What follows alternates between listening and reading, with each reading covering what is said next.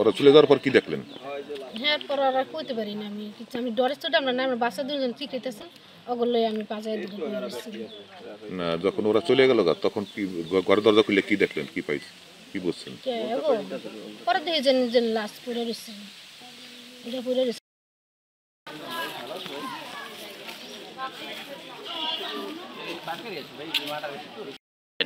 বুমের শব্দ শুনছি। কটার দিকে?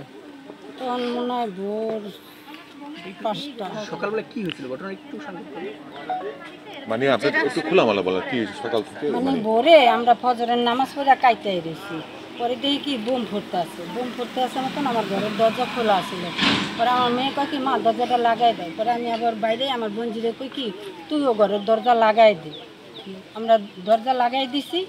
এরপরে কতটুকু পরে শুনি কি একটা মানুষ যায় আর পরে খাইয়া লাইছে, ওরা খাইয়া লাইছে।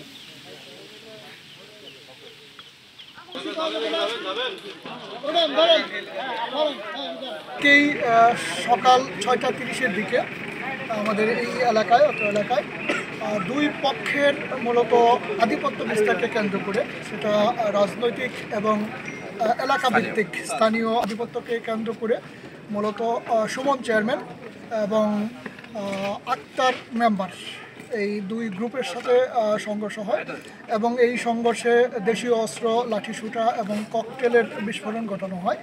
তো এই ঘটনাকে কেন্দ্র করে 3 জনের মৃত্যুর খবর পাওয়া গেছে এখনো পর্যন্ত। আমাদের হাতে 2 জনের লাশ আছে, আক্তার মেম্বার এবং তার ছেলে মারুফ শিকদার। এই 2 জনের ডেড বডি আমরা রিকভার করতে পেরেছি।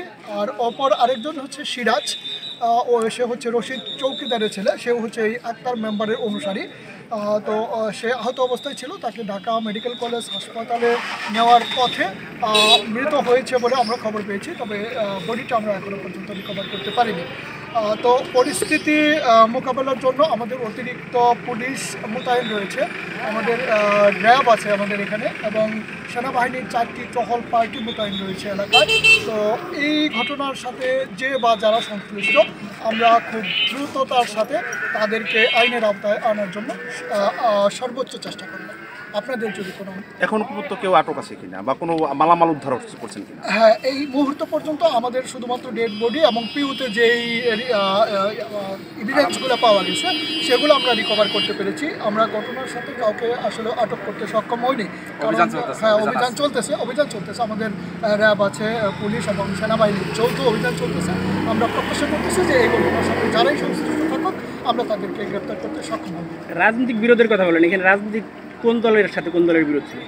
এইটা আসলেও এই যে বর্তমান যে চেয়ারম্যান সুমন চেয়ারম্যান, উনি হচ্ছেন বিএনপি সমর্থিত, এবং আক্তার চেয়ারম্যান যিনি আছেন তিনি ছিলেন হচ্ছে আওয়ামী লীগ সমর্থিত। এর আগের যিনি মেম্বার ছিলেন প্রভাব প্রতিপত্তি ছিল। মূলত এই দুই গ্রুপের সংঘর্ষের কারণে এই নৃশংসতার। এই মুহূর্তে আমার কাছে এই তথ্যটাই আছে, আমি যেহেতু নতুন জয়েন করেছি এখানে, আমার কাছে এই তথ্যটাই রয়েছে যে তারা বর্তমানে হচ্ছে বিএনপির সমর্থিত, এবং অপরপক্ষে আক্তার চেয়ারম্যান যিনি আছেন তিনি হচ্ছেন আওয়ামী লীগের সমর্থিত। তো মূলত হচ্ছে রাজনৈতিক প্রভাব প্রতিপত্তি প্লাস হচ্ছে স্থানীয় যে আধিপত্য, সেটাকে কেন্দ্র করে এই ঘটনা। অনেক মামলা আছে কিন্তু ওয়ারেন্ট পেন্ডিং নাই, অনেক মামলা আসলে সে মামলা ছিল এবং পলাতক ছিল, এলাকায় ছিল না। ওই হঠাৎ করেই গতকাল মনে হয় এলাকায় আসছে আমাদের অজান্তেই। তো এই এলাকায় ঢোকাকে কেন্দ্র করে মূলত হচ্ছে যে তার প্রতিপক্ষ চেয়েছিল যে সে যেন এলাকায় না ঢুকতে পারে। ধন্যবাদ সবাই।